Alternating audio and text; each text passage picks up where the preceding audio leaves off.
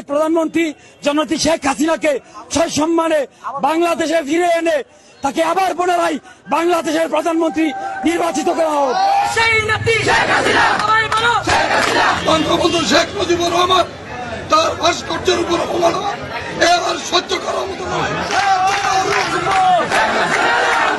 যেই মানুষটির জন্য, যে মানুষটিটাকে সারা বাংলা ঐক্যবদ্ধ হয়ে এই দেশকে স্বাধীনতা অর্জন করে দিয়েছে, সেই জাতি আজকে আমরা শিক্ষিত মেধা অর্জন করেও আজকে সেই ব্যক্তিকে আমরা অবমাননা করছি।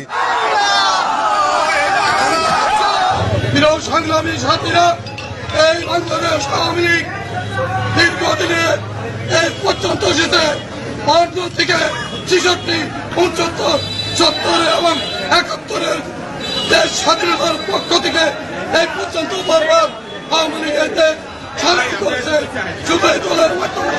তাই আমি বলতে চাই, আমাদের দলের স্থপতি বঙ্গবন্ধু শেখ মুজিবুর রহমান তার ভাস্কর্যের উপর